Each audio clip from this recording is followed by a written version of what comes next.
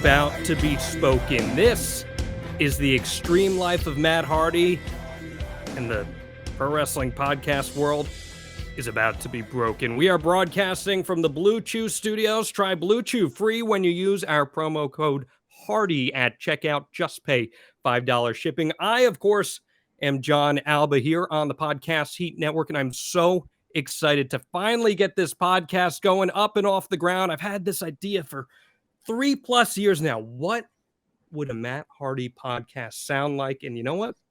I think we're about to find out. So let's bring in the man of the hour. Big Money Matt himself, Matt freaking Hardy. I heard a guy say that one time. I just had to say it like that. Matt freaking Hardy. Matt, what's going on, man? Oh, good. I'm very excited to be the Extreme Life of Matt Hardy alongside you.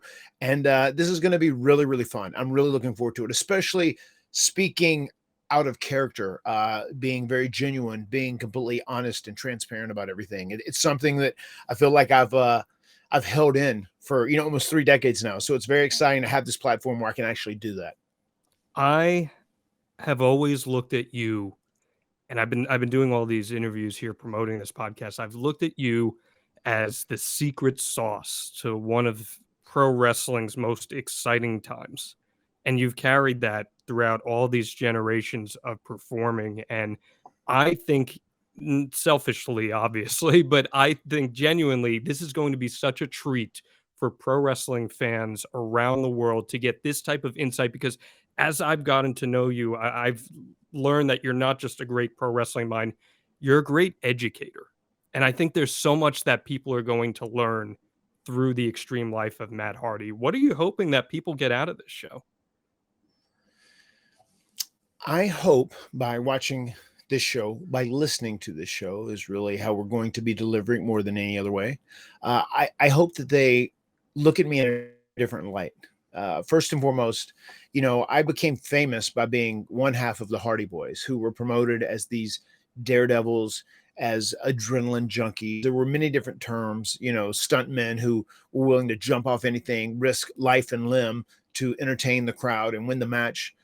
But at the end of the day, that wasn't really necessarily me. I'm much better when I'm in the ring and I'm playing an over-the-top character, an over-the-top persona, something larger than life, whether it be Matt Hardy version 1 or broken Matt Hardy. I feel like that is where I truly excel. That is where I am at my strongest. And I also want people to listen and hear me, and I want them to look at me, but not necessarily from the physical aspect, from the creative aspect, and from the emotional and mental aspect. I'm fearless when it comes to entertaining them and taking chances. And also here, I really feel like I have led a pretty inspirational life, a very complete life. I'm 47 years young, and I feel like I've done everything I ever wanted to achieve in life, which has been pretty incredible. But I hope by listening to the Extreme Life of Matt Hardy in this podcast week in and week out, I also hope that people feel inspired or they feel motivated, not to be afraid to take chances, not to follow their dreams, not to be afraid of what other people think about you. Just know that you are in control of your own destiny. And if you have something that you really want to do the work, bust your ass. And if you believe, you can achieve. Because that has kind of like been my motto my entire career. And I feel like that's obviously part of the reason I have been able to exist in this crazy industry for so long. Yeah, and you've not just existed, you've also thrived in that industry for so long. And I just feel this is going to be so different than some of these other quote unquote nostalgia podcasts, because we are going to have that ability, and thankfully, because of your transparency and willingness to talk about this stuff, we're going to bridge the past to the future and the present and talk about how these crazy things that have happened in your life have helped shape the way that pro wrestling is right now. Because for my money, you're one of the more influential figures in pro wrestling history. And I know that may be hard to like hear something like that, but I really do believe that your fingerprints are all over so many different things. And I have to imagine that that probably excites you a little bit to talk a little bit about what's going on today. It does. And I'll admit, when I was doing my homework for today's episode, sitting back and talking to, Adam, which is Edge, and Jay, which is Christian, and also Jeff, who is, it was just great looking back on the memories of that night in Cleveland, 1999, and thinking about how we had no idea the match we were doing that evening would help form the style, especially out of a standard wrestling match going forward in the future, and how influential that match would ultimately be. Because if it's not for that match, you don't have the table match against the Dudleys, you don't have the TLC series. That match is now a staple. The TLC concept is a staple, and it all started because of our tag team ladder match at No Mercy 1999. And we all knew we were being given this amazing opportunity. And myself and Jeff, we had ladder matches on the indies quite a bit, as Matt Hardy, Surge was my gimmick then, versus Jeff Hardy's Will o' the Wisp. So ladder matches were a big deal to us. And we knew with these two guys, with Adam Copeland and Jay Riso, we knew if we got them in the ring for a tag team ladder match, we could make magic. And get back on that night, we really did. And it's crazy, but it's awesome.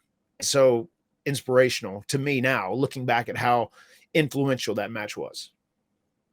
And that's why we're opening this entire podcast lore with the 1999 WWF No Mercy Tag Team Ladder Match. It is the first tag team ladder match in WWE history, and it is something that I am just so excited to get into with you. But Matt, there's some ground rules we have to establish within the universe of this podcast, because you yourself have a multiverse to delve into. And one of my favorite incarnations of you involves the Matt Facts. So that's why I thought it was super important that we include Matt Facts in this podcast, The Extreme Life of Matt Hardy. And you're going to give us a Matt Fact every single week here that's going to relate to the topic at hand. So correct. As we begin our journey here with the No Mercy ladder match, lay on us. Matt Fact number 1. Matt Fact. Matt has never encountered a ladder he cannot climb. I love it. I love it. I love it. And that brings me to my first question for you. You just talked about how you worked ladder matches on the independent scene working against Jeff.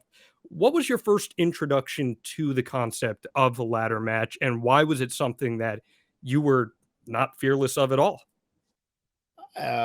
Our first introduction to the ladder match was most people in pro wrestling's first introduction to the ladder match. WrestleMania 10, the Heartbreak Kid, Shawn Michaels versus Razor Ramon. And that was a match, when we watched it, it truly got a hold on us. I mean, and that's right. We had just started actually wrestling then, so we hadn't been wrestling that long before that. We were very new to the game. We were young, green rookies that were super hungry. And when we saw this ladder match, we're like, oh my God, this is something that we could thrive at. And we just thought it was an amazing spectacle, obviously, because it had a great story, but also it had these amazing stunts, which made these guys, I've always thought pro wrestlers are like living, breathing superheroes, because you have these real people that are doing real-time stunts in front of you. And it's like the closest to a real life superhero you can get in many, many ways. And there's good guys and bad guys.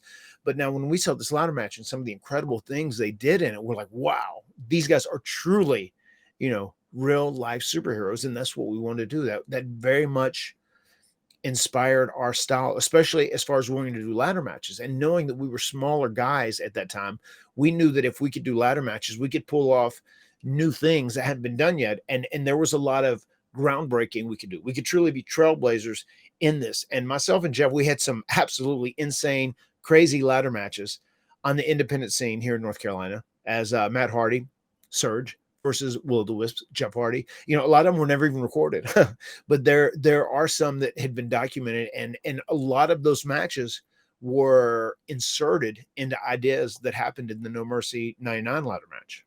I love what you talked about there with pro wrestlers being larger than life superheroes, because I feel like that's a commonality that a lot of people who love pro wrestling draw, that comparison to real life superheroes. And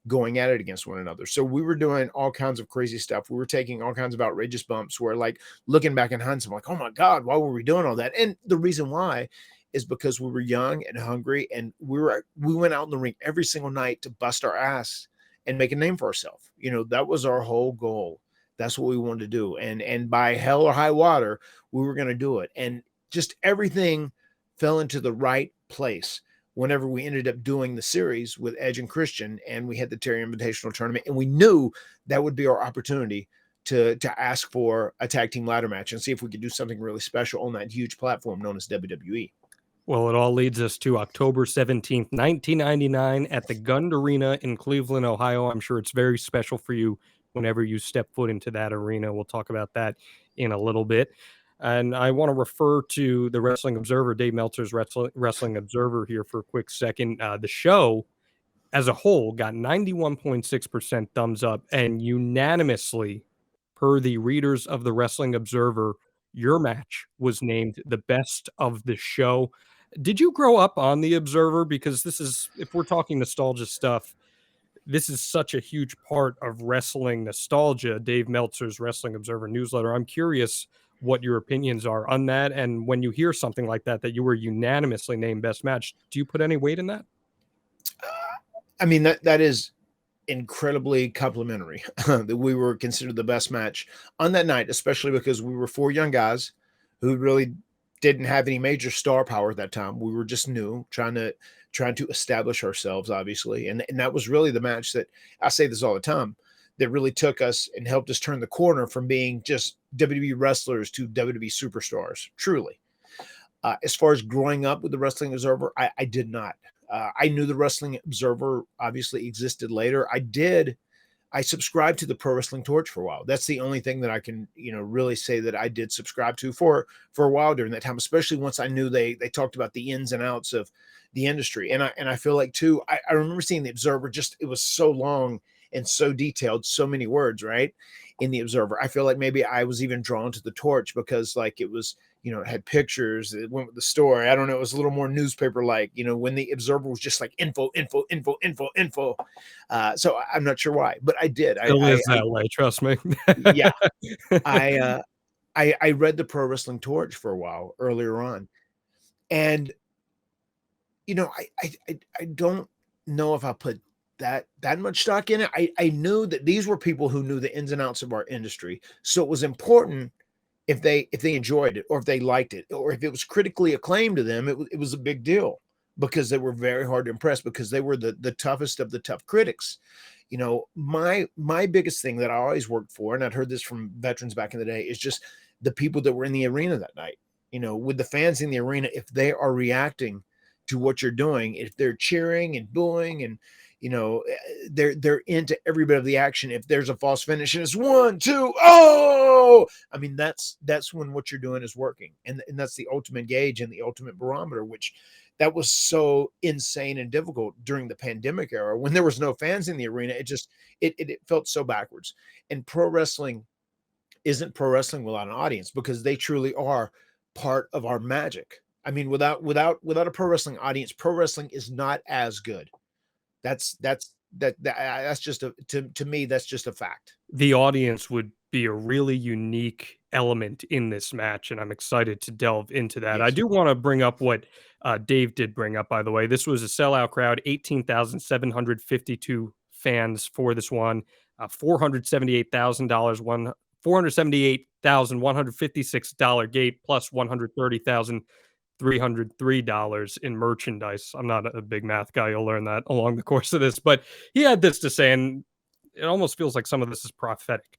Edge, Christian, and the Hardy Boys took a big step toward being recognized as something more than people in the pack, garnering a standing ovation for their ladder match, which featured a series of creative and high-risk spots built around the ladder. Even with one of the stronger main events of the year, with WWF champ Hunter Hearst Helmsley finally garnering his long-awaited win over Steve Austin when Rock's interference backfired, it was the younger wrestlers who left the lasting impression and were subject of the buzz with the show. And that is going to be the theme of this. And I can't wait to unpack all of this. So let's talk some money stuff first, because you are big money, Matt. And I think pay is something that we hear people in the front office maybe not want to talk about, but you're someone who's very open and transparent with the importance of making money in pro wrestling. That's what this industry is about. So really good gate there. Business is great. WWF just went public a few days before that. What are we talking in terms of getting a payoff from a match like this? I'm so glad you asked that question. So I did a deep dive into everyone's minds, and obviously Matt Hardy, Jeff Hardy, Edge, and Christian, we've all been beat up pretty good over the over the course of these 25 years. So I was trying to think in my mind. I was like, what did we get paid? And initially in my mind, it was 10 grand. And then I thought, I was like, hold up. Well, I remember 5 more. Maybe it was 15 grand. I remember there was a number, and then there was 5 grand more. And then I want to clarify, that's per person, correct? Yes, this is per person. Whenever I speak, it is per person. And then I started trying to rattle everyone's memories as I spoke to them about it. I said, does anybody remember exactly what we made for this match? And one of the funniest points were that Christian reminded me about earlier today was he said, do you remember when Road Dogg pulled us aside? He said, you guys, if you don't make 30K each for that match, I'm going to quit the business. He says, so obviously you should. If you guys don't make 30K each, I'm going to quit the business. He says, oh my God, you guys killed it and killed yourself as well. So I asked guys about the match. And then initially my brother Jeff said 50,000 ? And then he said like, oh, no, wait. I hit 5 and said 20,000 ? And then I asked Edge about it. He said, I don't know. Was it 5,000? Was it 10,000? I said that 10,000 stuck out in my head initially. And then I asked Christian, but I said, I have a pretty good lock on this because I remember it well. What happened when we got that payday? And you would get paydays for pay-per-views like 3 months later in that day because they would wait till all the pay-per-view revenue came in. We got $5,000 for the match. And then we thought like, oh my God, come on guys. This was like a show stiller and like people were buying the replay for this match. We knew it was definitely special. And we addressed JR about this. And then JR ended up bonusing us each $5,000. So we all made $10,000 on that night. The No Mercy 99 match. This fact has never been publicly stated or revealed. $10,000 ended up being the ultimate payoff after we questioned the $5,000 and we got a $5,000 bonus because we said, I know there's so much buzz and so much hype behind this match. People are buying the replay specifically for this match because everybody wants to see this match. And JR's explanation was perfectly logical and reasonable, I would say. He said, well, coming into this match, it was a big platform and opportunity for you guys, but you guys weren't the ones that were selling this pay-per-view. You know, you weren't a Stone Cold Steve Austin, you weren't a Triple H, or you weren't an Undertaker or DX, whoever, one of the main draws who actually, you know, brought people to the show to buy the pay-per-view. We did get highlighted on that night with them, you know, so that was understandable, but he did buy into our point of people are buying the replays because of this match. And we know that a lot of people were like buzzed and that created like, it created this unique, like, oh my God, these guys are crazy. You got to watch this ladder match. These guys are crazy. That kind of buzz. So people were buying the pay-per-view. It did really well in replays. So they did bonuses as far as that goes. Well, so I want to ask, coming off of that though, and I think that's great that JR recognized, because Jim Ross, as people may or may not be familiar with, JR was in charge of payroll at this time. So yes, you guys going to him, that is not unusual. That is what talent would do. And but I want to know, does that now set the precedence that hardcore matches, these guys are due a little more of a bump in pay because of what they're putting their bodies through? Obviously, back in these days, there was much more of a hierarchy, and I feel like people were really looked at as like top tier acts, you know, a little bit underneath that, almost top tier, middle of the card, and then, you know, opening acts, you know. So for us to not get a huge payday off this match that ended up being like a monumental deal, I do understand it, looking back in hindsight and looking back at business and understanding how the WWE works. And I feel like over time, the system has changed in many ways. The pay structure has changed where people are treated more equal in this day and age. I feel like equality has been a big part of our society as we have moved forward in time anyway. And people are looking for equality on all levels. I feel like that's kind of like things that have just been ingrained, not only in business, but also just society. then we made 5 and 5, which ended up being 10, which was a small piece of the pie. Back then, you had these things called downside guarantees. And what a downside guarantee was is like you were guaranteed to make X amount of dollars. My downside guarantee was in 1999, it was $75,000. Wow. So if you busted your ass, if you worked hard, if you got over, if you were on every show, then you could make, double, triple, quadruple that guarantee. I'll be quite honest. In that year, we tripled our guarantee of 75 grand in 1999. And in 2000, we made 13 times our guarantee. We were on 75, 75, 100, 125, 150 year deals then. So you could bust your ass and you could work hard and get over. And that was like the motivation. You were supposed to use that as motivation to try and be better and make more money. That's how they wanted talent to try and work harder to move up the card or become a bigger act. Now, in this day and age, the last few years at WWE, whatever your downside guarantee is, I think it's more or less a salary, where they pay a little more money, but it's like that's pretty much what you're going to make. Right. They advertise it as a downside guarantee, but whatever you end up making, it's not going to be much more than that amount. So, Right. And the that's industry probably part of just the quality of the industry has changed too, where there's not you're not basing your payouts off the live gate as much anymore. There's so many different revenue streams that are coming in. At least I'm talking the WWE realm, where Saudi Arabia, pay-per-view, everything, all these Peacock deals, all that. So the pay structure is not, we need to draw this at the house this week, and that's what the boys are going to get. So that seems like a natural change in that sense. I mean, it's very different. I mean, even at AEW, I mean, you look at media, there's so many different sources of revenue coming in besides just like your television deal, which is like obviously the main payday that is coming in from the company, which they pay their pay the wrestlers out of. WWE, God, is huge. They've got the huge 2 television, the Peacock deal, Saudi Arabia, and then there's plus other little things where money just continues to trickle in. So it really does. It's very, very different in this day and age because media and technology has expanded so much more. So there is so much more money they are making. Like TV it's the main focus, but it's not the entire focus in this day and age.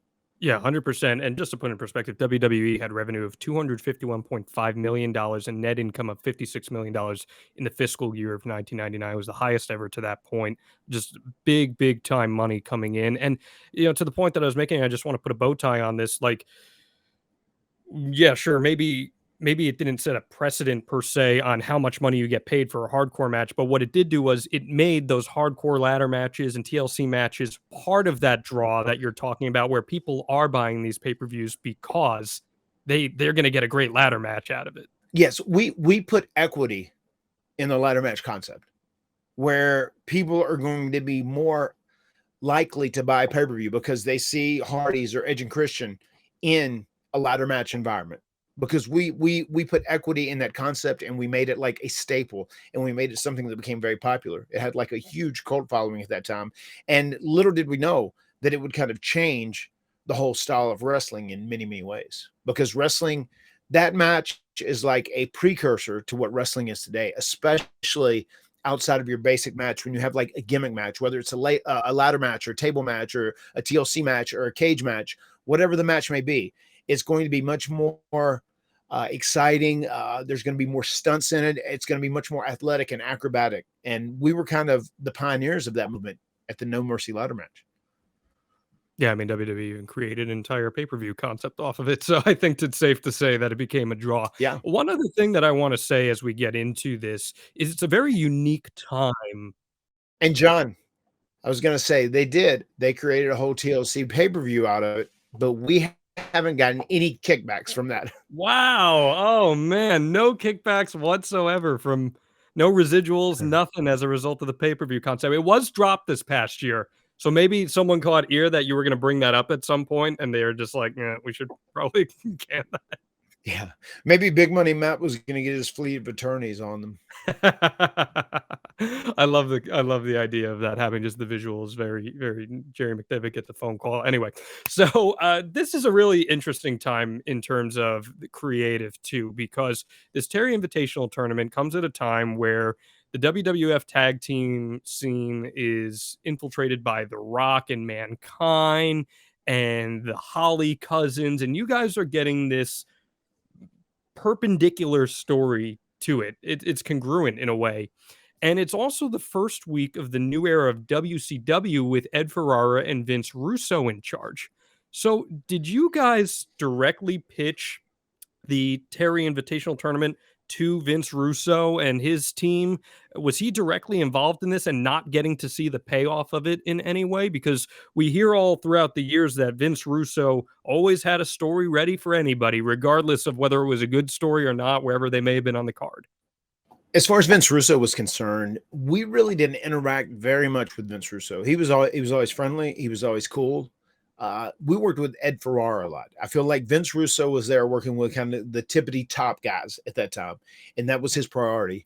Although I'm sure he wrote for everyone, but we were kind of delegated to working with Ed Ferrara, especially if we had pre-tapes or any sort of promo, whatever. When it came to that, I remember during the Terry Invitational Tournament that is when the news broke that Vince Russo and Ed had left to go to WCW. And we're like, whoa, how's this going to affect things? Because it really did seem like he was such a major part of the whole WWE recipe, and we weren't sure at first, but it turns out it really didn't change much of anything in the big scheme of things, because really Vince was the filter. Vince has always been the final say.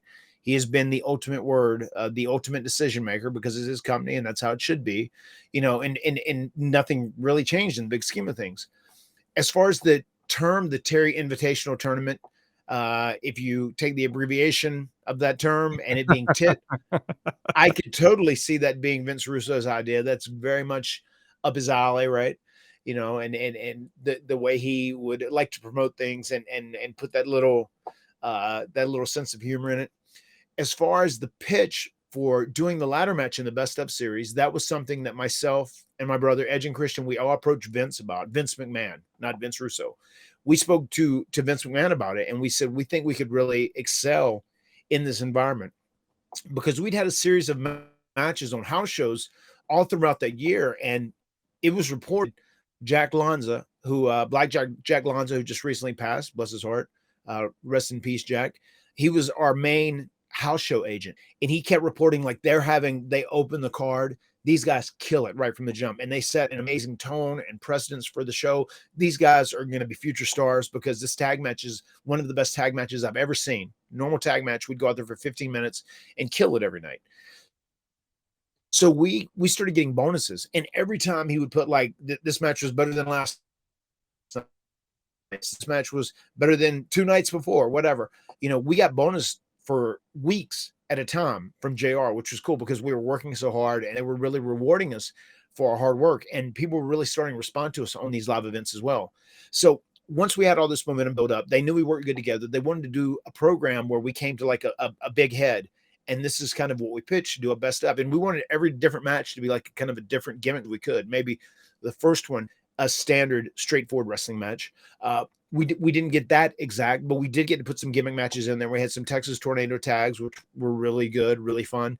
But we did get to come to the final match, which would decide the winner of this tournament, and it was a ladder match. And that was something that we wanted to do because myself and Jeff, once again, we had experience in ladder matches, and we knew this was something that Edge and Christian would kill. We knew they would be so good at this, and they were like the perfect opponents. We complemented each other so much. We knew if we got this opportunity on this huge platform of WWE, that we could make magic and we could turn this into something special. I don't think we had any idea it would have the effect that it did have on the industry and our careers, but we knew we could do something special. Was there any pushback to that, whether it be from Edge and Christian, from Vince McMahon, from any other higher ups? As far as I know, there wasn't any pushback, but I definitely could sense that there were some, maybe of the top tier talent guys, that felt like, oh, you've got all these young guys out here and they're just doing too much. This is going to like kill the flow of the show. Or I kind of had a bit of that sense.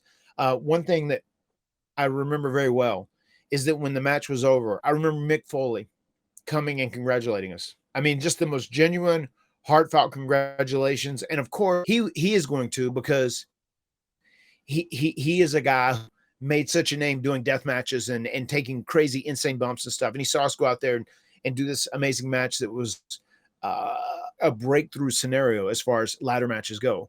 And the other person that really stands out to me is Stone Cold Steve Austin, because Steve was obviously the hottest person in the industry right at this time. Just still so hot, so amazing, one of the biggest draws, biggest attractions ever. He came up to us at the very end. He says, "Hell, guys, I got to tell you, you can't lie about this one. You guys stole the show tonight."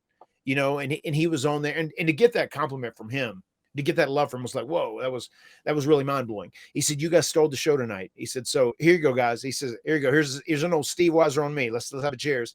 And he gave us cheers. In our actuality, it was following our No Mercy ladder match, and we cheered with Edge, Christian, Steve, and had a beer there after the match, which was so cool and so amazing. But considering Steve was the top guy who could put a thumb on somebody if he wanted to, or like say, these guys did too much shit, they need to fucking scale things down, they need to tune things down a little bit. He did not. He was cool, he was complimentary, and he's like, hell yeah, full speed forward. Let's kick ass. You guys did this because and I'm sorry for cutting you off there, but this was such a sink or swim thing, because you guys got the spot, you got the tournament. If it fails, or if it doesn't live up to the hype, who's to guarantee that you're going to get another chance? We always hear that Vince McMahon is always willing to give a chance. You got your chance, but if it didn't go well, I don't think we're sitting here having this conversation right now, Matt. No, you're absolutely right. I mean, if that match turns out being a disaster in any capacity, I mean, we don't continue to do more things. You don't see table matches, you don't see TLC matches, you don't those amazing memories from WrestleMania 16, 17 don't exist. They don't materialize. They don't happen. And also you don't see the tag team division become as over as it did at that time too. I mean, that was just that spoke volumes about how successful that match was. That myself, Edge and Christian, and myself, my brother, Edge and Christian, and the Dudleys were able to really raise the equity of the tag team division in WWE, because people know too, Vince McMahon, he isn't a tag team wrestling person. I mean, the way he looks at things, I need single stars who can be my world champion. That's what people are invested in. If he ever gets a tag team that becomes extremely in a crazy way over like mad, he's just looking to break those guys up and turn them into single stars. That's just kind of his mindset. That's one of the things I love about the Young Bucks. They just want to be a tag team forever. And that's how that was mine and Jeff's mindset at that time. And even looking back at that match, with Edge and Christian, there were a couple different ideas, and we'll talk about this later about the finish, but they may have separated that night, and they didn't. And I think all of us wanted to take tag team wrestling, which we all love. And whenever I say that, I mean myself, Jeff, Edge, Christian, and the Dudleys as well. And we want to elevate it to the highest level that we possibly could. And I will always be grateful to Vince McMahon for trusting 4 kids to go out there and have this No Mercy ladder match. He gave us that opportunity, and that can't be stated enough. If it wasn't for him allowing us and trusting us, this match in theory could have been okay or all right. I mean, it ended up being exceptional. Yeah, exceptional is a light way to put it. And just for anyone who is joining us here on this first episode of The Extreme Life of Matt Hardy, we're so grateful for you for joining us. We are dealing with some technical issues right now. Matt is in North Carolina, where the weather hasn't been cooperating super great. So if you hear any modulating going in and out, we do apologize for that. But I want to keep us rolling here, Matt. Getting into the lead up of the Terry Invitational tournament here, because there's so much going on. There's so many moving parts here in this tournament that you guys pitched. And it starts in the summer of '99, where Edge and Christian split with Gangrel, but he convinces you to turn on Michael Hayes, who I know we will have an awesome episode about at some point here on The Extreme Life of Matt Hardy. He convinces you to join him to form the New Brood. And on September 30th, 1999, the TIT begins. I just got to talk about Gangrel real quick here. I think Gangrel is one of the unsung heroes of the Attitude Era. You guys didn't get a long enough run with him. You didn't need a long run with him, truthfully, but you did get a chance to experience somewhat of the Brood entrance coming up through the fire. Number one, what was it like working with him? And number two, how much of a banger is the original Brood theme? Gangrel is the absolute best. Just a total sweetheart in every way imaginable. The very first time we met him was at an independent show back in 1993, I want to say, Wow. and he had the fangs, the whole gimmick. And I remember myself and Jeff meeting him, and he was leaving a restaurant, and someone asked him, "Hey, you need a ride?" He said, "No, I'm just gonna walk." And I remember Jeff's like, "Oh my god, he's so cool. He's so fucking cool. He's got fangs. He's just gonna walk. He's like a real vampire. He's committed to the gig." But we had a great time whenever we worked against Edge and Christian on the house shows for the majority of early 1999 through the spring and summer. We always worked with Gangrel, and we all became very close during that time that we were working together. And when he joined us, it was great to have him with us for a run. We really did like it. It was a lot of fun. Did we need Gangrel past that? Probably didn't, but it did suck losing his music because yes, it was a banger, and yes, coming up through the fire was the most amazing thing ever. That was the coolest entrance, and it was just so much fun to do. And really, when you came up through the stage, through the fire, you felt like a badass. I mean, I feel like it helps you with the match because you're making such a bad. I mean, you can do no wrong. It was the best, man. This Brood theme, I'll tell you what, I am so glad that Edge is back to using it right now on the WWE main roster for like big matches because I think it is the coolest thing in the world. And then he transitions into his Alter Bridge theme, and it's so awesome. And yes, you didn't get a chance to keep it, but the Hardy Boys theme ain't too shabby either. So it ended up working out okay for you guys. So the tournament, getting into the actual makeup of it, it's a best of 5 series. The winning team gets $100,000 in the managerial services of Terry Runnels. Now, Edge and Christian win on that September 30th, 1999 episode. Round 2 is on Raw. Edge and Christian win again to go up 2-0, and there's no Gangrel at ringside for you guys, and that's notable.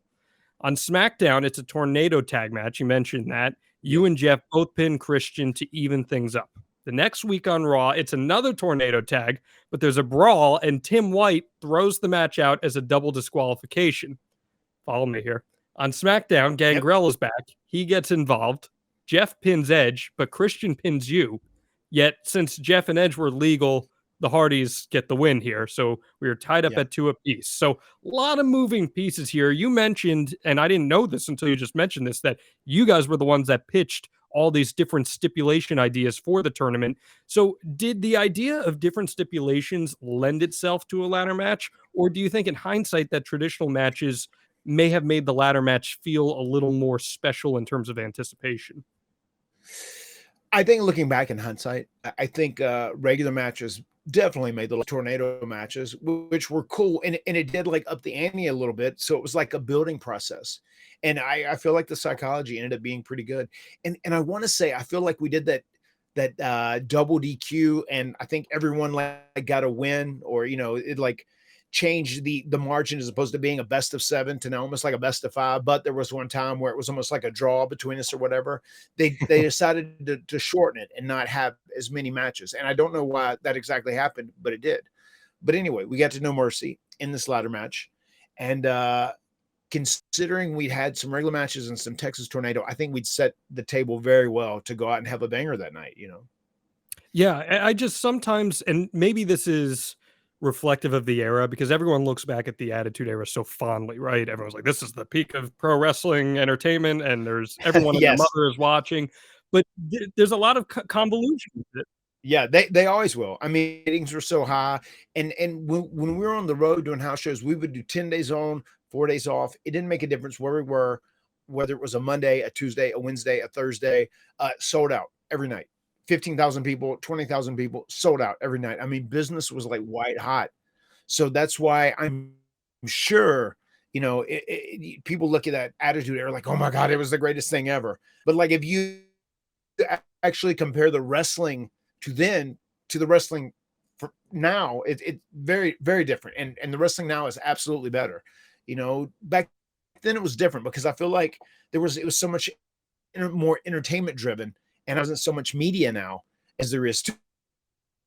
It's like there's so much competition out there in 2022. but back then it was very different. It was very entertainment driven. There were a lot of, really cheesy and campy skits and pre-tapes and characters and whatnot, and the thing wasn't like always top notch, so whenever we did have this tag team ladder match, I feel like we gave them top notch wrestling for a change. Hardcore wrestling.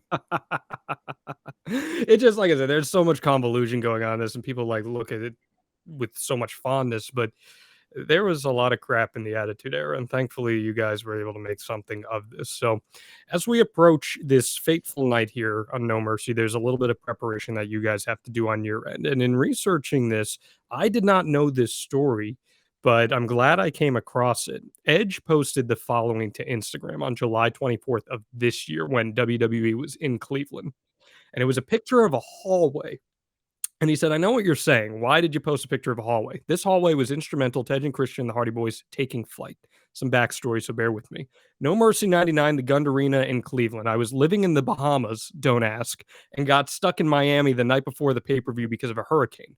I woke up and realized I needed to drive through the hurricane, get to Tampa, where I could make a flight to Cleveland that landed at 3 and got me to the arena at 4. Our match was at 7:30. When I got to the arena, I raced in a sweaty, stressed mess and found Jay, Matt, and Jeff huddled in the hallway. I joined. We put our demented minds together, and the tag team ladder match was born, which propelled us to where we all are now, still going strong 22 years later. After that match, we all came back to this hallway and had a beer, which is what you just referred to, which we all hate, but seemed fitting. So yeah, this hallway is special to me, as silly as it sounds, and I got to spend some time there again yesterday and reflect. If I didn't make that flight, who knows how different my career might have been. What a ride. And not just his career, but the career of 3 other individuals as well. What do you remember about Edge not being able to be there until right before the show? And did that play any part in you guys not being able to lay the match out as you intended? So I know Adam had said, don't ask. He was in the Bahamas. I think someone had given Adam advice as far as move to the Bahamas. You might end up getting a tax break. But I think it ended up being more hassle than it was truly worth, because I know there were times where he was traveling in to be events and he had travel issues. It seemed like it was always an issue. It ended up being a much bigger headache than it was worth. But on this particular day, we were going to be traveling to Stamford, Connecticut to go to the house, and we were going to go over this match. We were going to talk about different ways to utilize the ladder as a weapon, the structures we could build with the ladder, and just try and brainstorm and create ideas to do in different, new, innovative ways. So Adam happened to be caught in a hurricane, which was between the Bahamas and Florida at that time, and the hurricane was just ravaging that area, and his flight was totally canceled. So he did not make it to Stanford himself, my brother, and Christian. So we started looking at these ladders. Michael Hayes was working with us. It was something him and Vince felt really strongly on. They knew we were going to take some risk. We were going to do some challenging things. So they want us to try and go over it and try and brainstorm and be as well prepared for this match as we possibly could be. So we're in there, we're talking about different scenarios with the ladders. We're looking at different structures we can build, different creative ways to use it as a weapon. And Jeff and I had a lot of these in our back pocket because obviously, as I said, we had done these things on independent matches. So whenever we were there, one of my favorite moments and memories were creating the configuration that would be known as the seesaw spot, which is obviously when you had a ladder sitting on its side and it was open. And then you took another ladder that was closed and you put it over the top of it. And the part of the ladder that was laying against the mat, you could actually hit the other one and it would fling the part laying on the mat up. And I remember Michael Hayes, and this is one of our funniest memories from that day. He said, "Hey, I got an idea. I mean, Jeff, you're such a crazy high flyer and stuff. Like, what if you were standing on one end of the ladder and then you had someone jump on the other one and slung you up and you could do like a big splash or maybe a swanton?" And we're like, "Oh my God, that sounds like a cartoon, Michael." I don't think that would be possible because the weight was so significant. I think if someone jumped on the end of the ladder, that part would fling up, but I don't think it would support Jeff Hardy's 225-pound body. So we ended up coming up with a scenario that we could have someone jump on one end of the ladder and it would fling up and it could hit someone. It could be used as a very creative form of a weapon. So what happened now, we did that Friday night where we came up with all these ideas. We did all this brainstorming, sans Edge, because he was stuck in the Bahamas. And then Saturday, myself, my brother, and Christian, we flew to Cleveland to the Gund Arena. And Saturday, finally, Saturday evening, Edge was able to get into Miami, but everything was shut down in Miami. So he's still in Miami, and he's got to go to bed that night. And he's going to try and throw out a Hail Mary to get to the Gund Arena, Quicken Loans Arena now, to get there for the ladder match. So what he ends up doing, and you have to remember, this all happened to this dude on the day of the pay-per-view, where he was going to go out and like bust his ass for, do all these crazy risk and chance for 17 minutes. And just imagine his state of mind and how exhausted he was.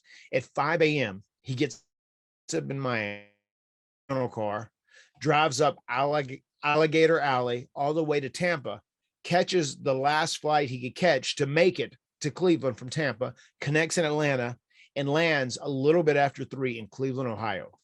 Jumps in a car, rental car, whatever, get the venue. He's there like at 4 o'clock. And then he walks back to this hallway that we sat in. And so famously, almost iconically, match in, and that's where he joined. He had like all these great ideas and all these ways to use ladders as weapons. And we had the ideas of structures to build and ways to formulate the ladder as far as the psychology of this match and try and continue to escalate things. But then once Adam got there, the 4 of us sat down, and it was such an amazing energy in that space, in that room. And we always talked about it every time we'd go back, because that hallway, it was almost like a church. It felt sacred. And it was such a special, almost magical energy, creativity flowing. You could feel it flowing. You could literally feel it. And then we put together that match and we structured it. And then, we felt great. We felt great about everything we had together. We felt great about everything we were going to do. We were super confident that if we went out there, we were going to make magic and not just hit a home run, but a grand slam on that night.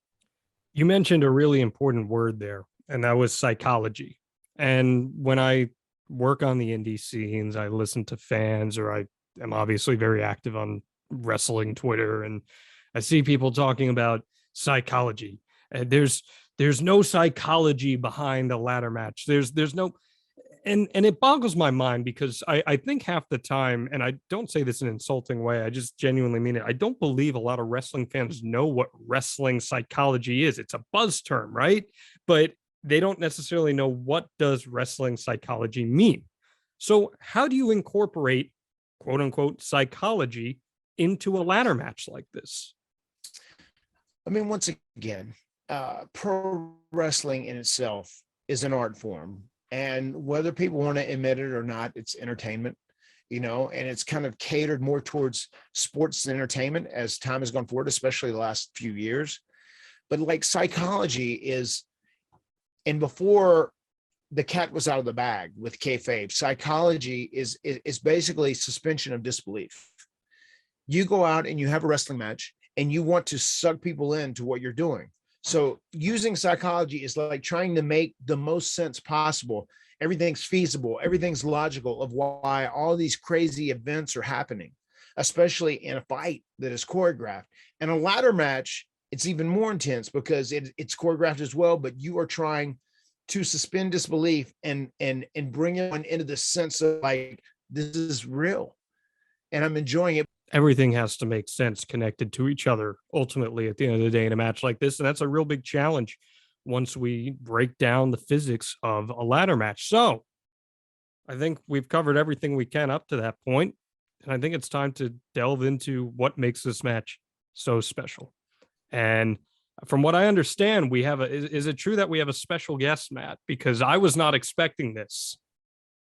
We do. We have a special guest. Give me 1 second and I'm going to make him magically appear. So I wasn't expecting this. This is a straight up shocking return. I was at WrestleMania 33 when the Hardys made their shocking return to WWE. Well, there's a shocking debut here on the Extreme Life of Matt Hardy, and that's Jeff Hardy. And I'm staring across the webcam here at both Matt and Jeff as we break down the iconic 1999 No Mercy ladder match. Jeff, I'm so grateful that you're going to help us get into this here, and let's just get right to it. Immediately, you guys go after each other, the two teams, and Matt gets hung up in the ropes right away, right out of the onslaught. Is that because of nerves? Is that a fluke? What's the deal there? Basically, you rarely see two guys hitting the ropes at the same time. And this is why, because Jeff hit it half a second before I did. So the rope was still pushed back as he was hitting it. So when I went to lay my body and neck against the rope, it wasn't there. So I went underneath. So it was one of those things. And I remember for me, it was very frustrating. Like, oh my God, this thing just started and it's already like, I've already screwed up.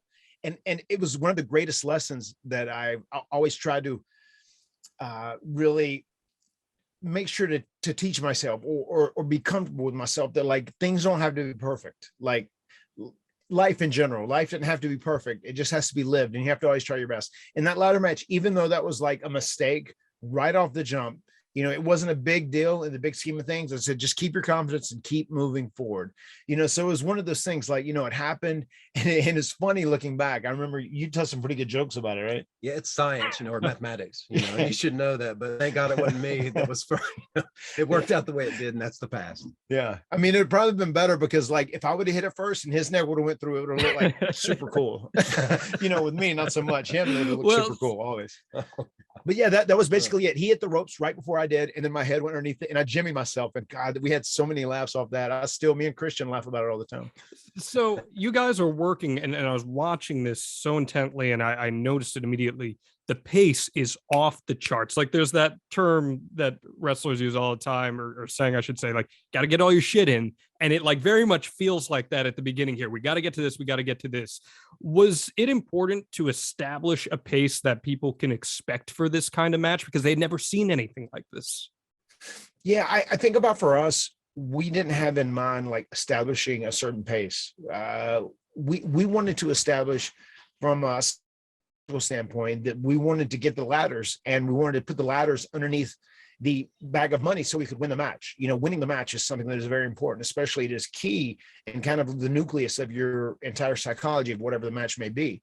So going back and watching it, and I've watched this match a few times in the last couple of days, our psychology was really strong. In the beginning, when we go back and forth with Edge and Christian, we shut them down. We go after the ladders. They come out and stop us before we get to the ladders. And then they beat us up in the ring. They go to get theirs, and we stop them again before we get the ladders.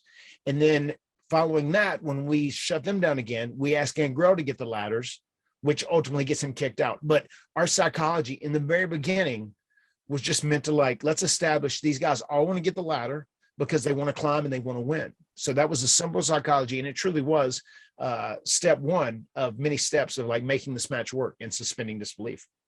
Now, Jeff, it takes until about probably 3 or 4 minutes in for Christian to do a running drop kick up the ladder onto you. And that's like the first real reaction of the match. Why do you think that was the moment where fans were like, oh, and they realized, okay, something different is happening here? And did you set it up that way? Yeah, I think we all did. And speaking about pace, they were always like so good at that as far as making things build until the very end, the very climax of it all. But like when Christian gave me that drop kick off of that incline ladder, that's when I knew this is going to be awesome. This is what we were born to do. This is why Willow and Surge had all those crazy ladder matches in Omega, because it's happening in front of the world right now. And I'm so pumped. And it built from there, and it was beautiful. And speaking of that, John, I just want to add like that is the first point. It's funny that you reference that, because ever since that match happened, that was the point where we said we had the audience, and we've always acknowledged that is where they started when they did that little tug of war with the ladder, and Christian backed Jeff into the corner and did the drop kick. That was the first big pop where people like really obnoxiously popped and reacted.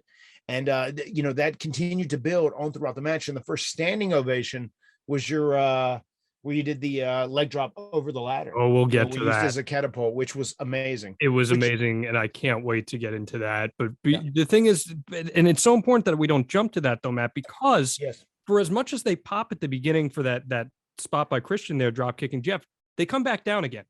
And you guys it's almost like a tug of war with the audience in a way here. You end up getting power bombed off the ladder by Edge.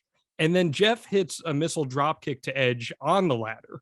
And my only question after watching that and seeing how the landings happened was how grateful were you that WWE changed the rings not that long before this?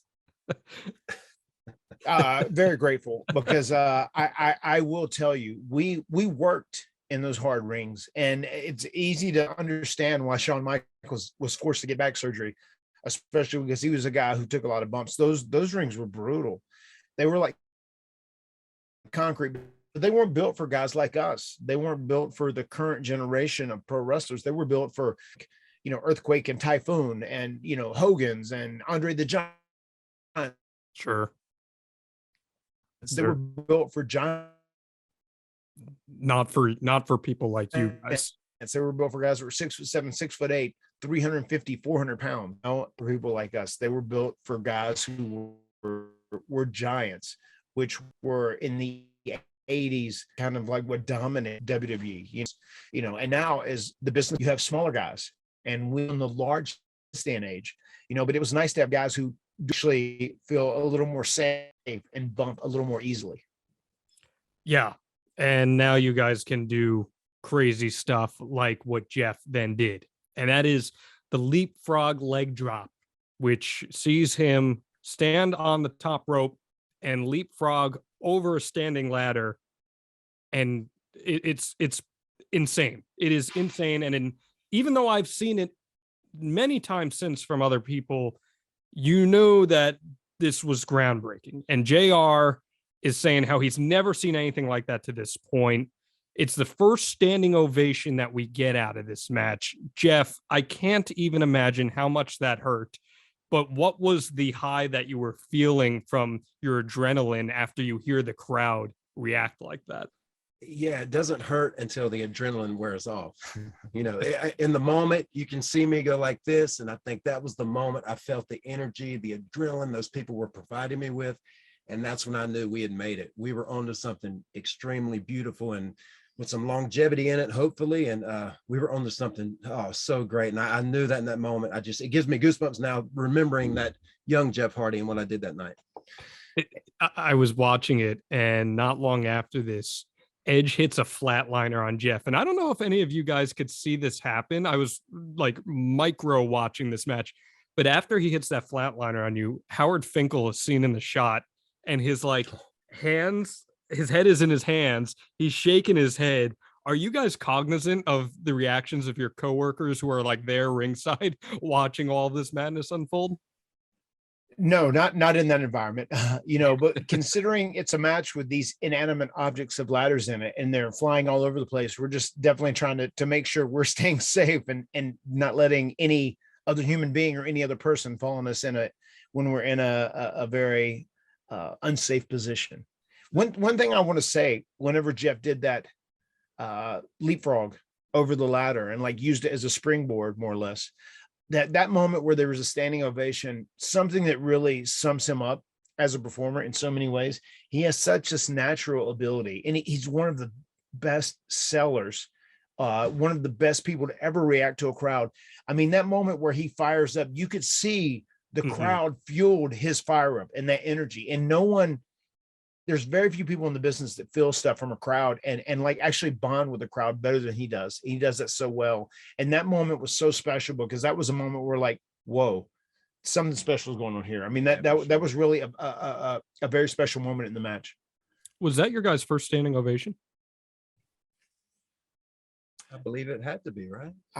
I would imagine it was the first standing ovation, and it really snowballed from that point on throughout the rest of the match. I mean, because we had done things in the past where we'd obviously got big pops. I know, even when we came down our debut after we were under contract, when we defeated Kaientai on a live heat, the crowd was super excited and clearing and cheering and clapping. And I know there were different times where the people really did pop big for us, but we had just never been looked at as at that level pioneers or breakthrough performers at that level yet. And that was one of the first times where we were starting to change the way people perceived us. Well, then the standing ovations just keep coming. You hit a neck breaker on Edge, that earns a standing ovation. People have just never seen anything like this before. Christian hip tosses, or rather you, Jeff, hip toss Christian off the ladder to a No, spin. no. Or You're no, right. what? I was right the first time. Christian yeah. hip toss Jeff. Okay, so you're the one who felt the pain on that. That earns a standing ovation. And then we get the seesaw spot, which I'm so grateful, Matt, that you broke down for us just before, and that we now know is a Michael Hayes quasi invention, even though it didn't have the Acme cartoon barbell come down and hit anybody. So my question is to you, after you take that to the face, how are you guys okay? Like you get your hands up there, but it's just such a micro fraction of an inch where anything can go wrong. I definitely think in that scenario, who felt the most pain was him, just from sitting on that ladder, because that had to hurt. I mean, I know it did, and I know his tailbone, his coccyx was was very sore after that. Myself and Jay, we got our hands up just in time, and it literally hit our hands. I remember it like cut my forearms a little bit. I had like scrapes and small cuts on it, whatever, because that ladder's coming so hard, and like it's metal. And I know some people had thought, or Meltzer maybe put like in the Observer, that some of these ladders they were using as weapons were lighter, because they were throwing them in each other's face. None of the ladders were different. They were all the same weight. They were all heavy. I mean, those ladders are probably 35 pounds. At least, yeah. Yeah, 35, 40 pounds. And any time we were throwing them, it was a regulation ladder. There was no alteration to make them lighter or safer or whatever. And whenever that seesaw spot happened, it was just like, I remember we hit it and we fell down and like two snipers got us. And that was exactly what we wanted to portray in that environment. And that got another huge standing reaction, which was so great, a standing ovation. And I didn't feel nothing again until the adrenaline wore off later that night. But man, the crowd reacted so, oh my gosh, so superhero-ish or whatever is what I felt like, when that happened. And I look back and they were okay. But then years later, that's for another podcast, you can see how dangerous that spot actually is. Yeah. You know what I'm saying? And that will be another podcast at some point here on the Extreme Life. Do you have anything like as far as like creating that spot and thinking about it that you want to share? That I honestly can't. I give everybody credit. I don't know if it was my idea, like the original, or our idea, something we did before. I can't remember. I remember whenever you formed it in Stanford, we built the slingshot apparatus. Yeah, where one was open on the ground and the other one was closed, obviously, and one end just a seesaw was on the mat, so it was a seesaw. But Michael Hayes initially, remember, he asked you, he said, "Hey," he said, "you think you could stand on one end and then somebody jumps on the other one, you go flying through there and maybe do a swanton or a splash or something?" And I want to say might be a springboard into the twist of fate. Yeah, maybe that's what he said. Yeah, maybe a springboard into the twist of fate. But then we're like, man, this isn't a cartoon. We can't do that. He weighs 220 pounds. And then we realized that if someone jumped off and either stepped or sat, and I remember you totally committed to sitting. You're like, no, I'm going to make sure I'm going to put my ass on like a leg drop, because like if you stand on it, you might not hit it flush. Yeah, exactly. And it might not come up with the same amount of momentum. And you committed to that, like you were just going to sit on it. And I remember that is when we kind of all brainstormed and created the idea. But it initially started once we built that apparatus. Michael Hayes threw that cartoon suggestion out, like you were going to slingshot somebody and they were going to go to the moon. But my ass landed perfect in the last two rungs, the top of the ladder and that first rung from the top. It landed perfectly in there. So it was, it went so like flawless. And then after that, the Roadrunner runs by, meet. Yeah. And then, here Off the cliff, I stay in the air for a little bit, then I fall. Well, then we get the, no pun intended here, the Wile E. Coyote cam, as the two ladders are both set up at some point not long after this. All four of you are climbing on separate ladders. There's a double crotch spot, and that's another standing ovation. This is the loudest one yet. I have to ask, because this was not the only time we'd see him do this, is Jay, or Christian, the greatest rope croucher in the history of pro wrestling? Because that guy's got it down like an art. He's second to me. Okay, gotcha. He didn't call for me to do it. He is really good at it, though. You take a really hard spill to the outside off of that. Yeah, I do, which is and this is funny. I got to share this as well. And I may have shared this to my brother on the phone today, but like I had Maxwell, my 6.5-year-old son, and I was talking about this with Adam today, and I'm sure you can see this with your kids as well. When kids watch something, they're so honest. You get such a genuine reaction, right, to what it is. Like if they don't like it, they're just not going to like it. And Maxwell, they enjoy that we wrestle. and they understand that, Dada and Tio, as they call my brother, Dada and Tio were both wrestlers. And, like we've been around for a while, we have toys. They don't understand why other people's dads don't have toys as well. But like Maxwell, I said, hey, will you watch this match with me? I'm watching again tonight. He said, yeah, Dada, I'll watch it. And I said, 17 minutes. He's like, oh, 17 minutes, that's long.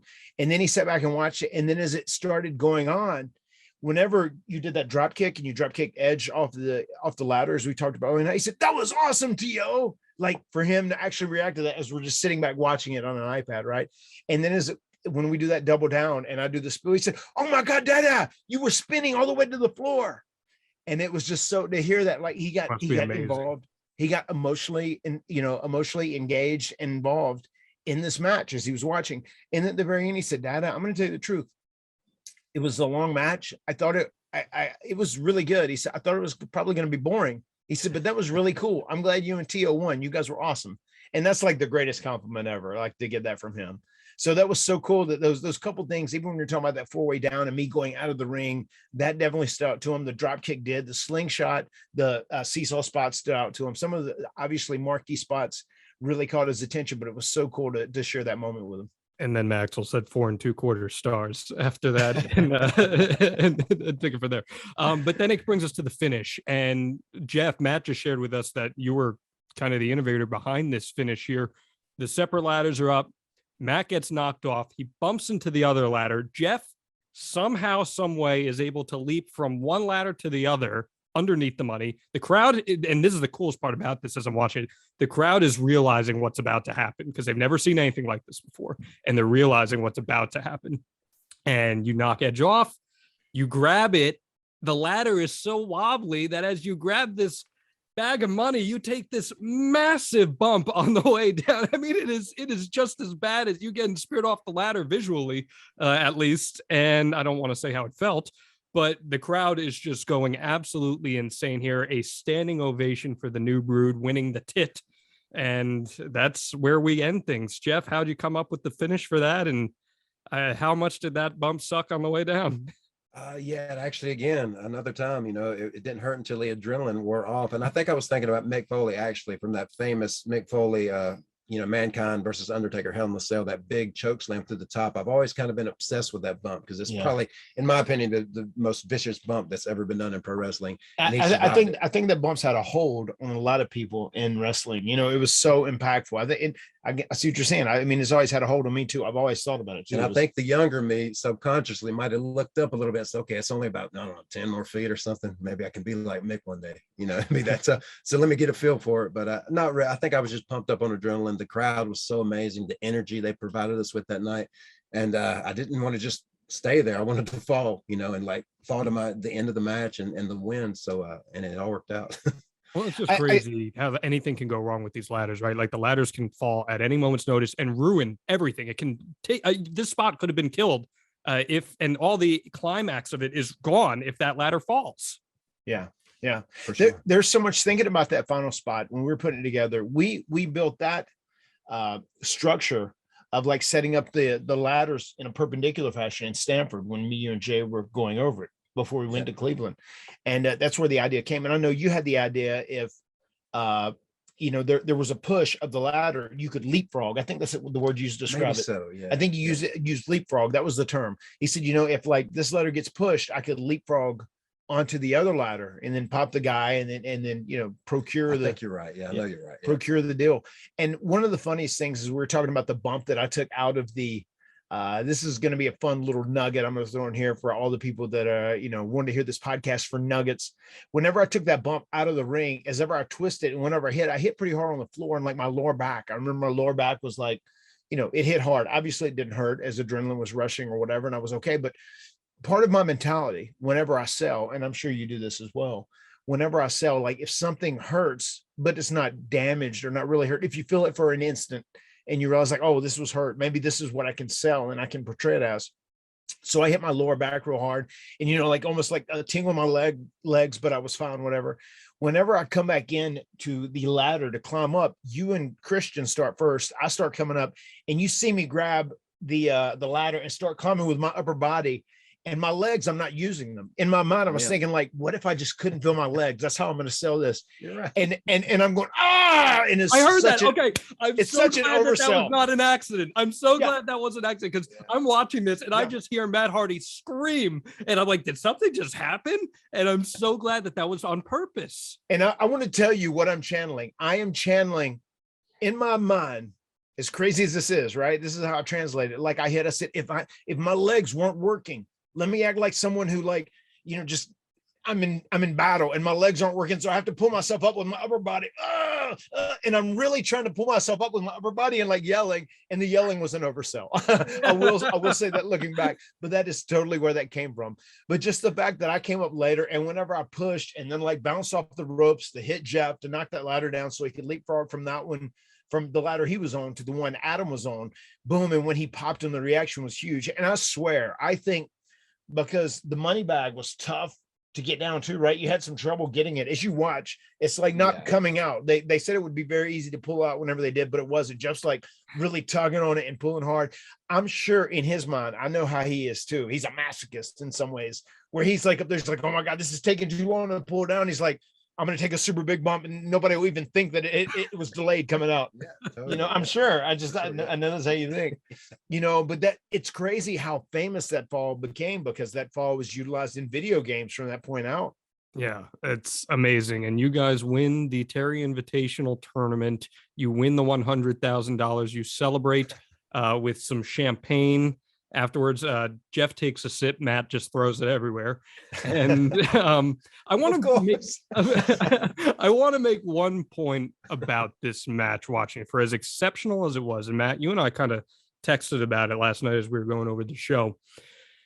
I understand that it was Jerry Lawler's shtick to be all obsessed with the women at this time, the puppies, all that fun stuff. That's what people associate. Jerry Lawler's a legend, all that. I mean, that has to be said.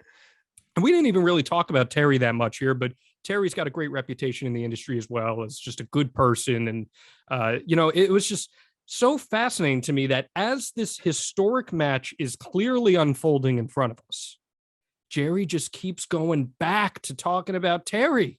And it's distracting for me as a viewer from what is happening, especially as Jim Ross, who's the GOAT, is sitting there telling you like this, I've never seen anything like this. This is amazing. Do you have any thoughts on that in watching things back? I was just going to say, I mean, I feel like the reason Jerry was put in that role, obviously we talked about how the Attitude Era was much more entertainment driven, whatever. I feel like Jerry was there to be like a humor or comedic relief for like casual fans watching the show, and say things like a creepy middle-aged man would, in so many ways. Did he overdo it? Probably so, because I'd watched this a few times just to, once again, jog my memory and refresh my memory. So yes, I do think he overdid it.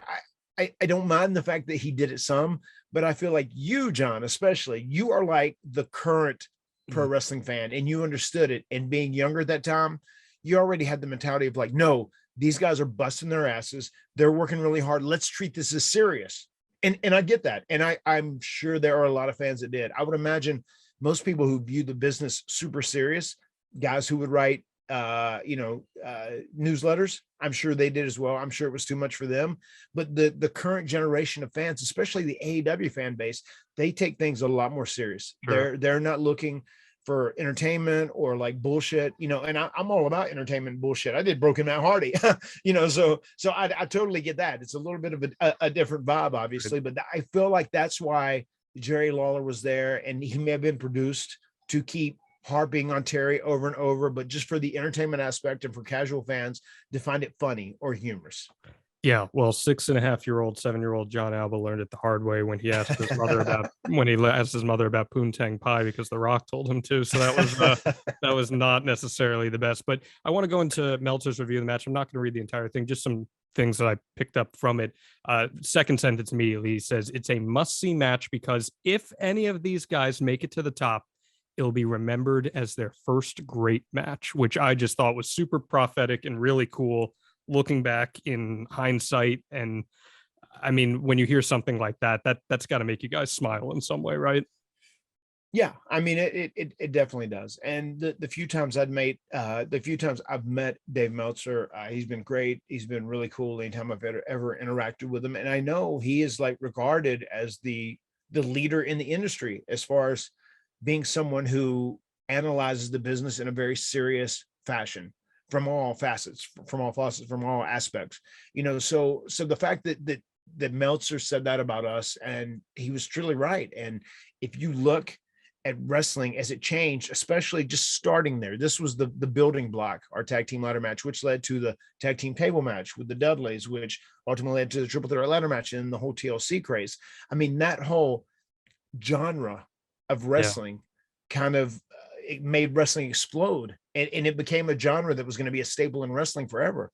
I mean, hell, I was in a ladder match a few months ago on AEW Dynamite, still jumped off a ladder and did a leg drop through the table, whatever, so it's like something that has majorly been established. You had TNA, which is now Impact, became a big deal, and they were like running shows and competed with WWE. I mean, Full Metal Mayhem, once again, that all goes back to our matches that we had at that tag team ladder match, because that's where that all started. Because even if you look back, Shawn and Razor, HBK and Razor Ramon had an amazing match, and they inspired generations of guys. But that match, if it was a standalone, would never have triggered the business to turn into what it did if it wasn't for the Hardys and Edge and Christian's match, because that was that is the true point that triggered the whole movement of like ladder matches, hardcore wrestling matches, with tables, ladders, and chairs, whatever, a different variety. And especially once the secret was out of the bag and kayfabe was out and in the open,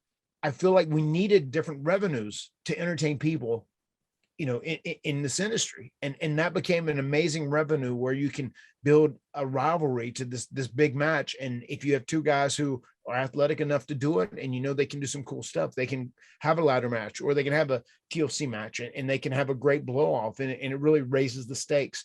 And it's super fun to watch, because now more than ever, they truly are living, breathing superheroes, taking these chances that most human beings couldn't possibly do.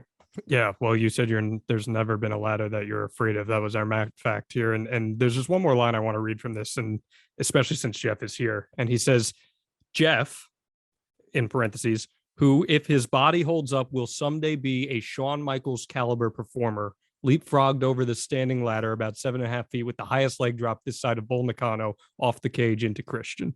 I just thought that was such a cool little line there. And Jeff, in hindsight, did you ever get that kind of vibe that people viewed you in that way, as someone who could be a Shawn Michaels caliber performer down the line?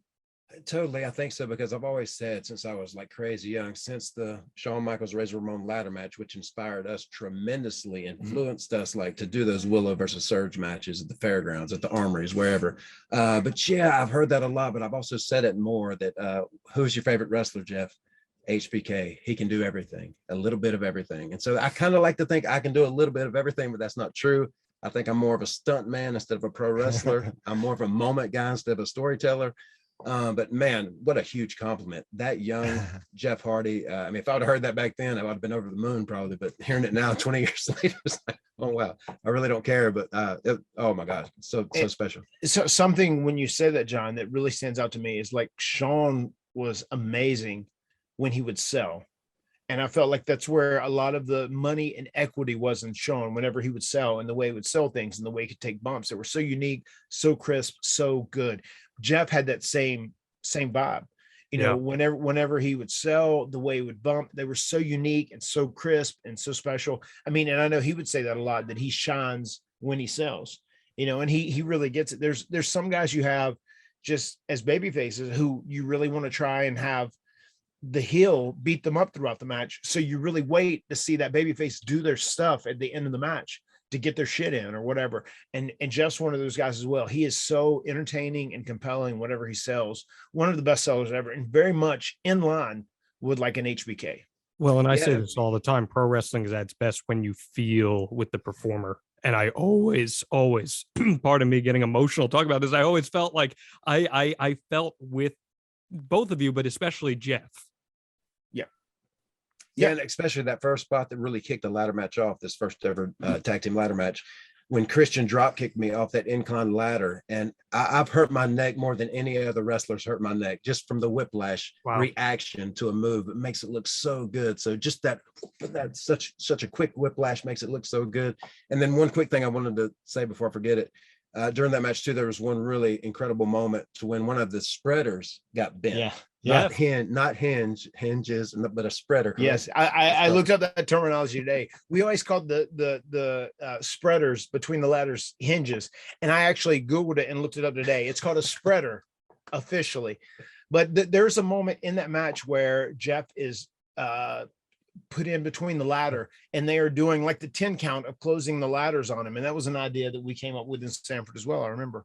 But we needed that ladder later in the match to be set up so that we could both go off of it and bump and whatnot. And while he was laying in this ladder, he was fixing the spreader. I'll let you tell that story. Yeah, I want to say Jay said it's broke, we can't use it, we need another one. No, I'll fix it. And you can see me trying to bend that thing, which is really tough, but I finally got it to where it was usable to do the spot. But I said, no worries, I'll fix it.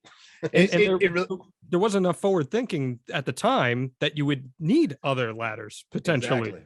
Yeah. Well, there were other ladders outside, but I feel like it would have hurt our flow and our storytelling. And once again, I said in the beginning, the psychology of this match is to, like, people know there's 4 guys, they have a ladder match, and this is an athletic contest, and to win you have to climb up and pull down, the money bag, that has $100,000 in it. The fact that it's such an outlandish concept, and we really want to suspend everyone's disbelief so that they never, if they ever get caught in that moment of like, oh my God, this is so good. Oh my God, oh my God, oh my God. We want to keep that continuity alive. And we feel like if like something happened, then all of a sudden somebody has to go out and bring in another ladder and it's not used or whatever, it could like damage the continuity and the suspension of disbelief. So Jay said, oh my God, it's broken, because you could see like the spreader was like way out and bent and the ladder weren't going to stop. And I remember Jeff, I could hear him too. I could hear your audio. You said, I'll fix it. You could hear that aggressive. And you can see him bending. They actually, in one, I think it was the TLC. They highlighted it. Yeah, I think it was the TLC DVD VHS they put out. Remember when there were VHS tapes? You might not have ever known. No, I do. I'm still a child of the early 90s. I had VHSs. And they highlight, you can see Jeff in the back, and it's so crazy. Just like using all his strength to bend the spreader back straight so the ladder will erect once again. That is amazing. Now, we did hear you talk about before. You said Austin gave you guys your first beer. Mick Foley thought you guys killed it. What was your first reaction, the 4 of you coming through the curtain? Because you guys had to book it to Terry. You had to do the champagne celebration, all that. And then once they come through the curtain and you guys have a moment together in that hallway, what is the reaction amongst yourselves? We knew it was special, especially with the way the crowd reacted. And I feel like whenever we came back through, when those guys came back, I feel like we had a little bit of a standing ovation backstage too. There were people that clapped for us. There were times I know after the triple threat ladder match and the TLC match where we'd come back through Gorilla and there'd be a standing ovation, and everybody be like, oh my God, that was great. That was great. But there was a small amount of the audience that knew we took a huge step in becoming bigger stars in that match. And we had a little bit of an ovation when we came back. And I remember thinking like, oh my God, this was a really good match. I'm so excited to watch it back.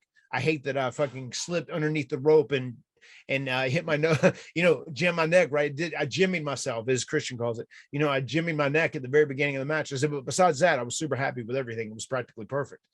And I feel like all 4 of us felt that way, speaking for myself. But how did you feel, Jeff?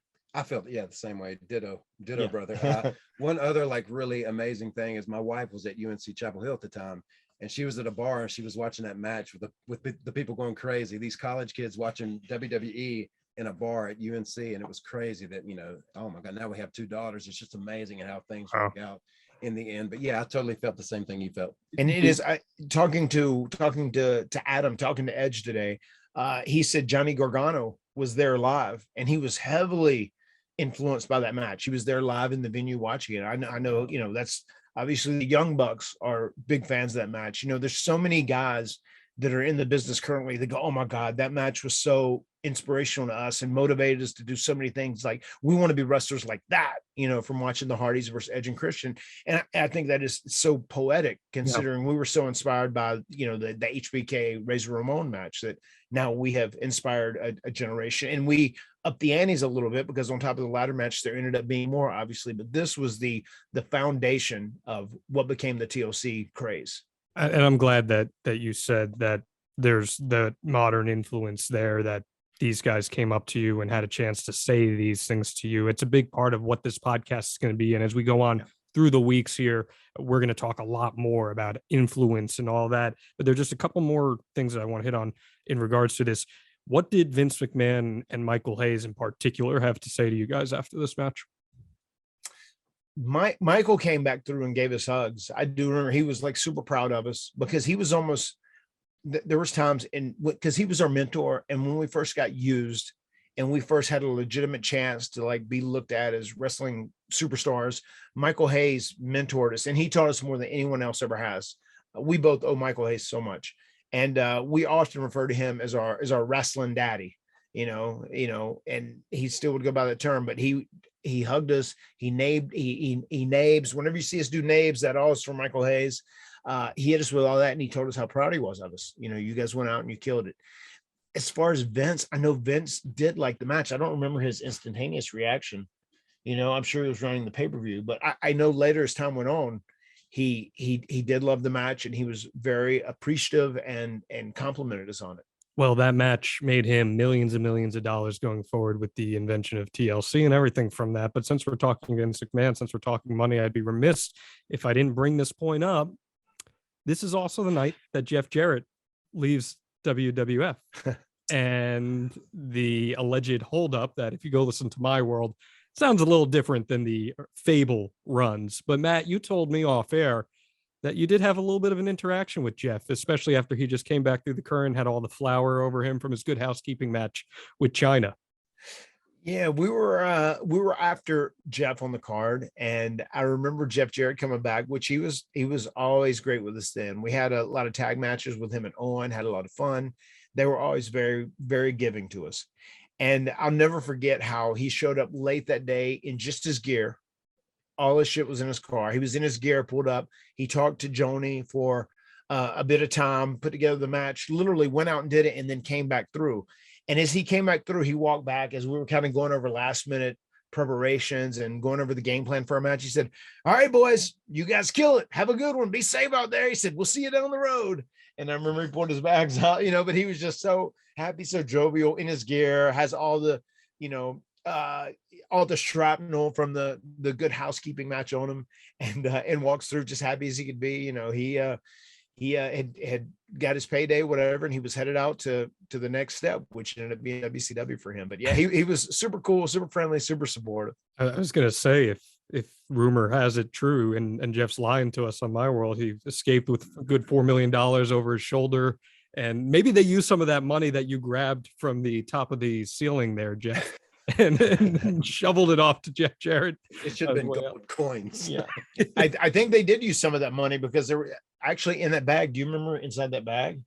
It was a bunch of like pieces of paper, like cut up like money. It was there was like, so it would, I guess, have like the substance, it would almost have the feel of like money. There was a whole bunch of paper like cut up in the shape of, $100 bills, supposedly $1,000, $1 million bills cut up in that bag, so that's what was in that bag, actually, a whole bunch of paper. Yeah, it was like super light. It should have weighed more, is why I said gold coins. Yeah, right. Better. Or rocks. Well, the next night on Raw is just about as memorable as the match, because it's the first time we ever see a segment like this on WWE TV, where the two teams from this match come out. You guys had just had this huge blow off to a tournament where you've been fighting each other for a month, and instead of your typical sneak attack or anything like that, there's a handshake of mutual respect. And it's a standing ovation. Maybe it's a little of a Mick Foley cheap pop setting things up for a standing ovation, but it happens. You get it. And Gangrel comes down, and Gangrel said that he was the only one who scored the previous night. And make of that what you will. All four of you guys jump him. You are no longer the New Brood. You are the Hardy Boys. and you do retain Terry's services for a little bit. What do you think about that segment in hindsight? Because that kind of broke down the walls of kayfabe a little bit and added a new dimension to all this. I think they were very smart, and I would imagine this is a Vince call. Vince read the room correctly. Following that match, and it's the new era of wrestling where fans were starting to dictate what they enjoyed more, and they were going to start dictating who gets over, courtesy of their work rate. Because like there are always times where WWE would kind of push someone, and they would force or manufacture some sort of superstar on the fans, and sometimes they would buy into it. But we're getting at that period where enough people understand wrestling that they can't really manufacture a superstar. It has to happen organically.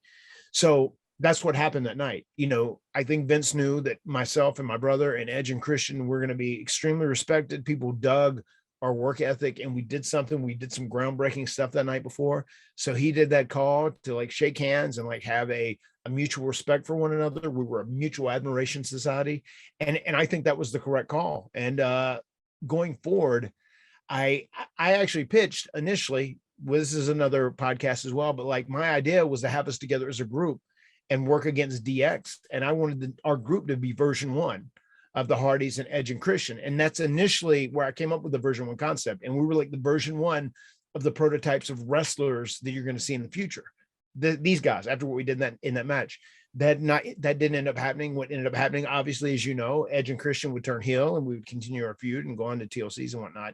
But I think as far as that night goes, as far as having that mutual respect, I think that was the right call. And there's a look on my face, if you watch that segment back, where you see my eyes come up and they're like open and wide. And it really was, I was overwhelmed that the crowd gave us that big of a standing ovation the night after, 24 hours after our match. It was, I was emotional. And that look you see wasn't me working or manufacturing. It was like, really, like, oh my God, I can't believe this. Like, I can't believe these people are really applauding us to this level and so appreciative of our hard work and us busting our ass for them the night before. Jeff, you're 21 years old at the time. I can't even imagine how overwhelming this must have been for you. Not just this segment, but this entire 48-hour, if you include Stamford, 72-hour experience that you guys all had together. Yeah. Every time I hear the word, I think I was writing a song a while back and I used the word ovation, or almost used the word ovation. But then anytime I hear the word ovation, I think of that moment. And I think I was wearing a red fishnet shirt with my trouser socks, white and black cut up. And we're hearing this reaction from what we did the night before. And the pain temporarily went away from the night before, from their energy. And I'm like, man, I look cool. We are so cool right now. This is all going to work out. It's going to be great. It's just, I can't thank the WWE universe enough, the pro wrestling universe enough, just for the support over the years, for what we have done and been able to do because of them. Pretty much, they've supported us all along, man. And oh my God, I'm so grateful. And it's crazy looking back at everything at that moment. Like both of us, we were two kids, as some of you can tell from the connection on this podcast, from the middle of nowhere, North Carolina, in Cameron. And we had no connections in the industry. We had no idea how to get started in this, how to do anything. And things worked out where we got to WWE just as enhancement talent. And even as enhancement talent, we were still confident if we busted our ass and we work hard enough, we would catch someone's eye and get an opportunity. And for years, people told us that's not going to happen. You know, you're just going to be known as job guys for the rest of your career. But we believed otherwise. And I've always said this, one of my mottos in life is like, in you know, if you stay positive, you stay optimistic, you'll find in optimism there is magic. And I really believe there is. There's a lot of believe to achieve. And we've been so lucky to do that. And on top of that, we've been doing this for almost 30 years. And it really wouldn't be if it wasn't for like the fans out there, the people who have reacted and given us love. So we're both huge wrestling fans at heart. And I feel like we have a very special relationship with our wrestling fans. And that's also one of the reasons we have been as successful and we've been so supportive over the years from all the wrestling fans. In the future of this podcast, we're going to spend a lot more time talking about the impact on wrestling today, on what these matches have, but you have hit on a lot of that throughout this episode. That's why I don't want to harp on it too much, especially since we got Jeff here. But there is one thing that I do want to ask both of you in connection to wrestling today. This match set the table for every single hardcore match that we would see in WWE for years to come. And since it was in WWE, that has a trickle down effect on happening in every other promotion. And that's not to say deathmatch wrestling or hardcore wrestling didn't exist anywhere before. Of course it did. But on this stage, it's a game changer. Is it wrong to romanticize this car crash style of wrestling when you look at the real life ramifications that it had on both of your bodies and other people? I've gotten to know Devon over the years, and I know how much of an effect it had on his body. And we saw with Edge with his surgery, and Christian with the concussions. Is it wrong to romanticize it, or was it necessary for this story of pro wrestling that we have all invested in over the last 30 years? I mean, I feel like my honest opinion is obviously it is a risky genre of pro wrestling, and you're taking a lot of chances. And at the end of the day, it's really easy to forget that pro wrestlers are human beings, but we're human beings. We're made of flesh and bone and blood like everybody else is. But I feel like from an entertainment aspect, these matches are heavily entertaining. They are heavily fun to watch. And you can understand why people who perform these type matches, have these cult followings, and people really enjoy it. As far as you say, romanticizing it, is the risk worth the rewards or the consequences, so to say? I mean, in my opinion, as I've gotten older, I would say you just have to be responsible all the way throughout. I don't mind this genre of wrestling, but I think you have to know what you're in for. I think it's very hard if you don't have good self-control and self-discipline. These matches are going to hurt. There's going to be injuries. You have to take smart, calculated risk. I don't have a problem with romanticizing these matches and these concepts, but I think if you're a performer in there, you need to understand what you're getting into. And that's also one of the tools I think I could offer guys going forward in the future, about understanding what you're getting into, and like also the traps and devices that could come out of it if you're not careful. So I think if you're in these matches, you have to be smart, and you have to be responsible, and you have to take very calculated risk. That would be my answer to that question. You have anything to add to it? Yeah, well, I'm not sure where I'm going with this, but I've always said TLC matches are the X Games of pro wrestling. And I don't know if y'all know this, but Josh Sheenan just pulled off a quadruple flip on a dirt bike. He did 3 flips after Travis Pastrana set the record with 2 flips, but it blew me away. I can't believe it. I've watched it a million times, but that makes me go, wait, I can do that swanton off of an actual 20-foot ladder and survive it. It might hurt for a while, but that's just the way I think. But I romanticize it all the time. I'm still in love with it. I think I know I love those matches more than I love a regular wrestling match, because it feels like the X Games of pro wrestling to me. And I love that. Me too. I'll confess that as well. I would rather be in like a gimmick match where there are other tools to play with than like a regular match. And you can't always do that. I understand that, because you have to build stories. There has to be a psychology behind it. But like at the end of the day, like I enjoy those matches more. And especially as I get older and our bodies tighten up and they're full of scar tissue and whatever. If I'm doing this as an active performer, I love being in matches that I feel like I will excel in better. And I do excel in those matches better.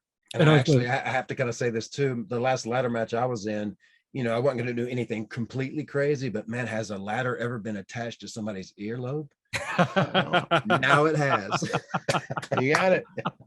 Well, I was going to say, Jeff, and I don't think I need to ask this now, because you said it earlier that you view yourself as a stuntman almost more than just a straight up pro wrestler. And I was going to say, is there a concern about cornering yourself as a niche wrestler when you're excelling in matches like this? But obviously with the success levels that both of you achieved, you were both able to break those barriers. And I'm so glad, Matt, that you gave those words of advice, because on a podcast like this, you're going to have fans, traditional fans listening, but there are going to be a lot of workers listening to this too, not just today's generation, but future workers and future performers. And I think those were all words that people can take to heart in terms of how to be safe in doing matches like this.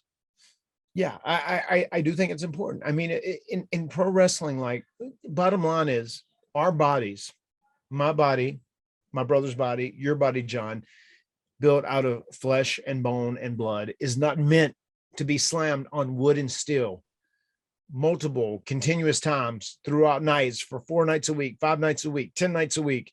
And it is not meant to like fall off 10 feet ladders. It is not meant to go through tables over. So these are all risks you're taking. You can do some of these things and be somewhat safe, especially if they're calculated risk. But at the end of the day, you have to remember, if you're doing things that are dangerous, it's a slippery slope when you talk about addressing that. If you do get injured or if you do get hurt, and you really have to take care of yourself. And that's one thing I can say from wrestling as far as physically, as far as being fit and being healthy. Now, after going through ups and downs, I will always take care of myself because I want to be able to play with my kids forever. And I want to be as active as possible. And I do. When you look at people that are healthy at 47 years old, it's going to be harder to find someone that is more healthy than I am. With that being said, but like to anyone out there who is wanting to do these styles of match or take these type of chances, just know that please take care of yourself. Put your health first, make that a priority. And if you are going to do things like this, just be smart about it, make calculated risks, because even if you do calculate risks, they're not always going to turn out right. Speaking from experience, I can say that as well. There's been things I've done that have went wrong and I've got hurt and injured, and it is going to happen. That is part of this game. That's part of being a pro wrestler. But I do advise everyone to try and be as smart as you can possibly be. Just don't go out there and take unnecessary dumb risk. Yeah, my first couple bumps as a manager took place on a glorified boxing ring that we referred to as Old Bessie, and I took 2 of those, and I was like, I don't know how these people can do it. I just don't know. And that was 2 bumps, and I don't know how you guys did it, but I do know that we got a lot of questions to wrap this thing up, and we're going to try to get a few of them in here. Are you ready to hashtag Ask Matt? Sure. Matt, let's do it. Okay, let's do it. Brandon Warren says, what were your nerves like for the first time you did a match like this, and how did they evolve with each subsequent time? I have to imagine for both of you, it was probably easier since you both had done the ladder matches on the indie scene, but for Edge and Christian, their sphincter must have been twitching like a rabbit's nose. I can't even imagine. I mean, I think they evolved. We just became more familiar with the concept. I mean, they were 2 obviously young, athletic, healthy guys. And they creatively thought very similar to the way we thought. We were all on the same wavelength when it came to that. So I feel like the matches evolved going forward. They got better. They became more psychologically strong, especially the TLC concepts. Like so many people speak of the WrestleMania 2000 match, the triple threat ladder match, with so much reverence. And looking back at that match, to me, the psychology in that match, there were several things in there that I look back and go, oh, I wish it could have been a little different. Like the TLC 2 that happened at WrestleMania the following year was so much stronger of a story and so much stronger psychologically as far as the way we were telling the story and things we were doing. I think we just became more efficient. I think we became smarter, and we definitely understood the concept of what we were going for. Is like everyone should always try and win the championship. The goal of this match is to take down whatever we're all trying to get and try and procure it. Like if you ever avoid doing that, then you're breaking the psychology, and you might hurt the suspension of disbelief. AJ Kirsch says, at the time in your career, did you have a pre-match ritual or something you guys would do to yourself the moment before stepping through the curtain? If so, what was it? And did it change prior to this match, knowing how important it could be for all of your careers? Do either of you guys have a pre-match ritual that you did? I got to be honest. The only pre-match ritual I do, if I'm wearing pants, Hardy Boy style pants, which now still have pants with pockets in it, is take my hair out of a hair tie and put it in my middle right pocket. That is like my ritual. And I've done that ever since day one. So only a couple of times throughout the years, my hair tie has been lost, but just especially now I try and stretch a little bit. Back then I didn't have like a major ritual that I did every time. I do. Yeah. And it's evolved over the years, but still back then there's a repetitive prayer I always do before any big match. And it's worked out so far. I'm going to keep repeating it over and over again. Rajiv S., at what point in this match did you say to yourself, oh yeah, we got something special going on here? Based on this conversation, it sounds like it might have been the leapfrog spot. Was that it? For me. Yeah. For me. Yeah. And I definitely knew whenever Christian did the drop kick, when he was pinned in the corner, and we started getting the reaction constantly after every big high spot. And that's kind of how we had it structured. And that's what we hoped to have out of that's the reaction we hope to have out of each one of those moments. And I was like, oh man, we're on to something good. Unless something gets like majorly messed up, unless something breaks or somebody gets injured or hurt, like we've got something special here. And it was definitely reinforced whenever you leapfrogged over the ladder and used it to catapult, into the leg drop, because that was a magical moment in that match. Nate Pruderbaugh asks, did you feel at the time moving on to Terry Runnels was the right move for the Hardys, or did you feel like there was more to offer with the new brood? Also, how did Gangrel react to the splitting of the group? To the best of my knowledge, I remember Gangrel he was sad, I think, that we were beating him up whenever we shook hands and had the mutual show of respect, because I think he liked being with one of the teams. He fit good, but I think he was, okay to go on his own. I do know, like, Edge and Christian didn't think they fit with Terry at all. So I think they were okay not being with Terry. And I'm pretty sure we were just like down for whatever. So we're like, sure, you're going to give us Terry. Cool. We'll make the most out of it. We'll figure out how we can make it work. And it really was, we were very different personalities. I don't know, like, it's not like we really fit together or went together at all, but like we did what we could to make it work. And I remember Terry was like really actively trying to come up with spots or ideas where it seemed like we were much more of a unit, which I appreciated from her end. Well, I think it's interesting because the idea of pairing you guys with Terry says to me, in theory, they need Terry to help accentuate their positives, and pro wrestling is about accentuating positives, hiding the negatives. But because of the performance in this match, you guys didn't need a manager. You kind of did away with that need.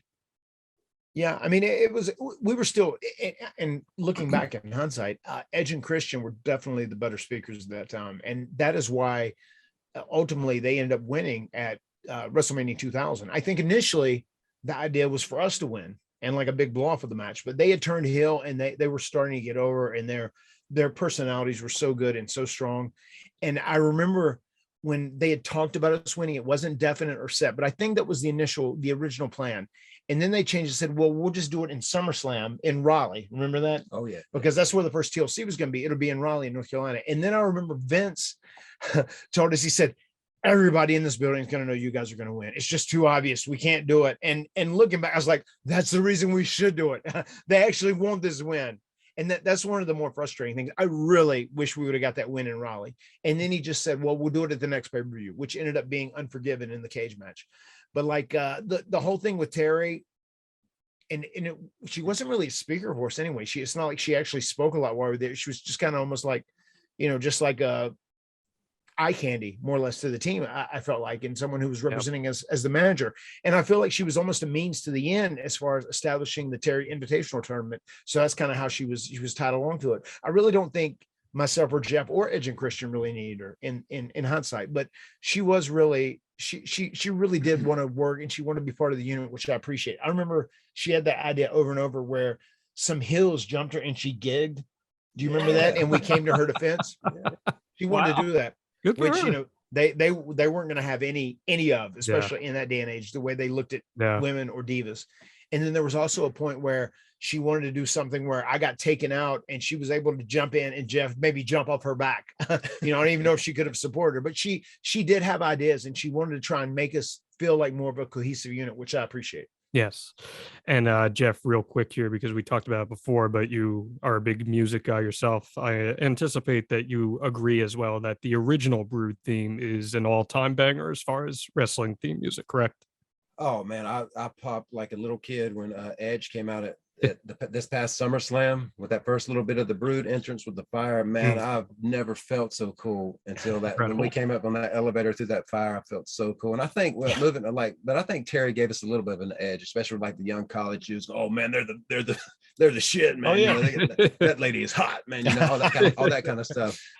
So yeah, it's all been amazing. I love it. And our last question comes from George McGappin. Lighthearted question, but always kind of made me laugh. Did it ever bother you and Jeff that at the end of the match, in one of the most iconic early moments of your WWE careers, JR called Jeff Matt by accident twice? And it's so funny because, I mean, Jim Ross is the voice of wrestling in every way possible. And you go back and you watch these TLC matches, these ladder matches, because the action is so fast paced. And I'm guilty of this as a broadcaster too. I've done this, especially when guys look similar like you do. It's easy to not realize who is who. And in that moment, I guess he didn't realize that it was Jeff up there and not Matt.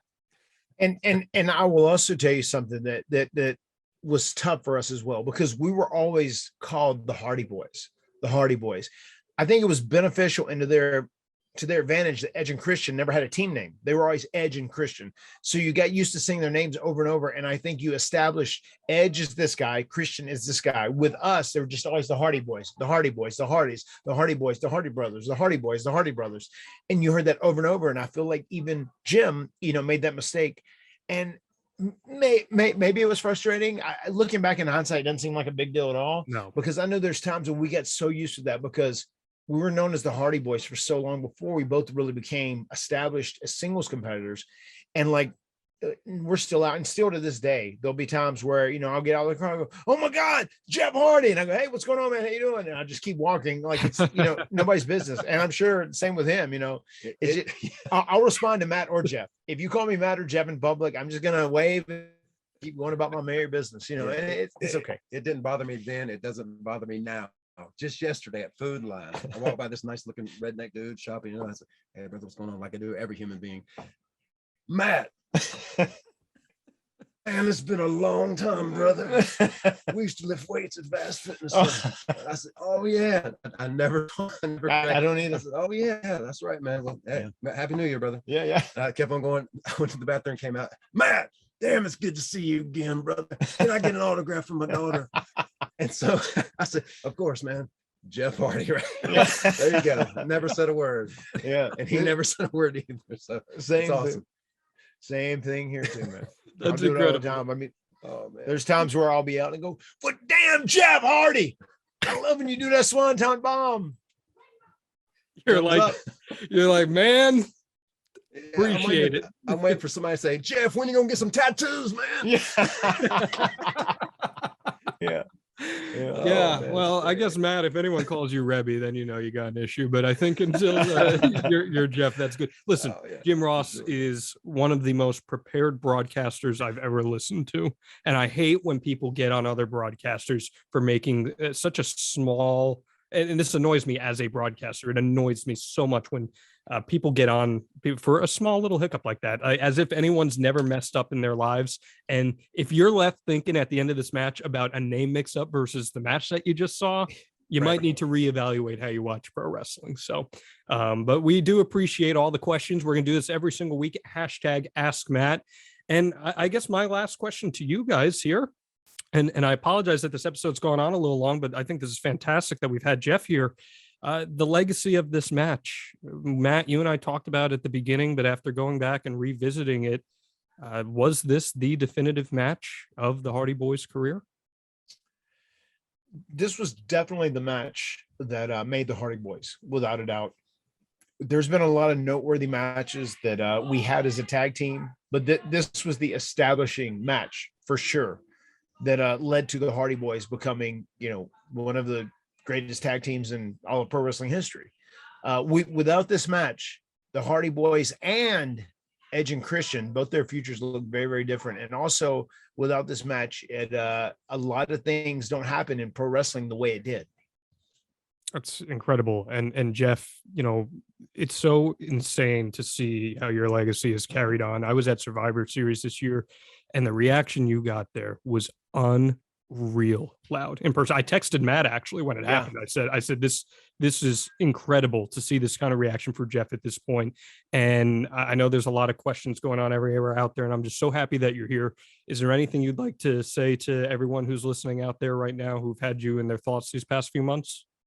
Yeah, as far as the double team, the first ever tag team ladder match, it definitely changed our lives. It changed our careers as well, but more importantly, our lives, as human beings and now with families. But yeah, no, I'm good. I'm super excited about the future. My music shows are going extremely well. Going to be in North and South Dakota this month, and also the middle of America, Omaha and Lincoln, Nebraska. So looking forward to that. The turnouts have been amazing. And it's so crazy to hear how many people have been influenced and inspired by the Hardy Boys. And I'm just so blessed to be here today, still alive and well, and excited about the future, man. Being a great husband, a great dad, a great brother, a great human being all around. And also a great stuntman, which acts as a pro wrestler. So yeah, I am good. I feel as healthy as ever, and I'm so excited about the future. Well, I'm so happy to hear that. And we're so grateful. Matt and I are both so grateful that you lent Obsolete as the theme song for this podcast. And dude, I've always thought this was such a jam, and it didn't get its due recognition and impact. And I am so glad that every single week that people listen to The Extreme Life of Matt Hardy, they're going to get to hear that song. So thank you very much on behalf of Matt for lending that to us. We really appreciate it, man. Oh, I love it. Thanks for using it. Of course, absolutely. Now, Matt, this has been a lot of fun. And again, we apologize for some of the technical difficulties. We're going to get it sorted out going forward, but this has been such a blast. And this is just episode 1. We roll on to next week, and we were coming up with ideas for what we can talk about. And I didn't want to come across as lying when I said that we were going to bridge the past to the present. Yes. So let's talk about the present. And next week, we're going to dive into Hangman Adam Page, the current, as we tape this, AEW World Heavyweight Champion, and a man that you played a pretty instrumental role into helping get his momentum going on to eventually defeating Kenny Omega to win the belt. How much are you looking forward to that? I'm very excited about that. I'm very excited to talk about Adam Page, who's a fellow North Carolinian right now, and also someone who we saw early on in his career had a lot of potential, and actually was on some of the, whenever Omega had a small rebirth when the Hurricane Shane Helms was running it, he competed on a couple of those shows. So yeah, I'm very excited to delve into that and talk about my my time spent with Adam Page, with the Hangman, and talk cowboy shit here on The Extreme Life of Matt Hardy. I am so excited for that. And again, if you haven't subscribed to The Extreme Life of Matt Hardy, you can get it anywhere you find your podcasts. We here at the Podcast Heat Network are so excited for this project. And of course, Matt Hardy brand on YouTube as well. You'll be able to get the video form of this. And Jeff, listen, man, you have an open invite as far as I'm concerned. Whenever you want to hop on The Extreme Life of Matt Hardy, we appreciate it, because I was telling Matt this, this is Matt's story, but you are so ingrained in his history that all of these things we talk about runs through you as well. So we are so appreciative of that. And I'm so glad to hear you're doing well, man. And I hope you had a great holiday season. Yeah, for sure. I can't wait to be back after April. Yeah. I'll just say that mysteriously. Yeah. I didn't get enough messages these past 3 weeks or so as we were teasing all this stuff about the speculation of what Extreme was, but we hope that this episode has been extreme. Matt, anything else you'd like to add here as we wrap things up on episode 1? Once again, thank you to everyone who took the time to check us out and catch our debut episode. I'm very happy that you were willing to spend time and listen to this and hear about my story. And one thing I can promise you, I'm going to be as upfront and as honest and as transparent as I can possibly be. And I want to try and do different and fun stuff as far as podcasts go, and continue to try and change the game and really bridge the gap between the past and the present. And next week's going to be a great episode as we talk about something that is very present, that is popular right now in pop culture, Hangman Adam Page. So thank you all for hanging with us, especially. We had a few issues during this episode. That happens at the Hardy compound. This is a very strange place. So it does happen, but thank you guys. We're going to continue to work hard to improve for each and every one of you and make this experience better and fun and also hopefully educational. And at the end of the day, I hope to motivate and inspire you, because I feel like that is something that I like doing. I feel like that's me giving back to humanity, because a lot of people have done a lot of good stuff to help me. And I feel like if I can give back, then I'm doing my part. Well, Matt, as I've told you off screen here and in any of the articles about this, I can't tell you how personally this project is important to me. And both of you guys, I'm so happy you're here, Jeff, because I can tell you this too. You guys were so instrumental to my growth as a wrestling fan, and where everyone else loved Stone Cold Steve Austin and The Rock, I was rocking the purple and the neon green, want to jump off 20-foot ladders after seeing the Hardy Boys do it at the Gund Arena in October of 1999. So this means so much to me to be able to start this podcast with you. And I hope everyone enjoyed this as much as I did, because it's only going to get more fun as we talk about Hangman Adam Page next week here on The Extreme Life of Matt Hardy. The words have been spoken, and we will see you guys next time here on The Extreme Life of Matt Hardy.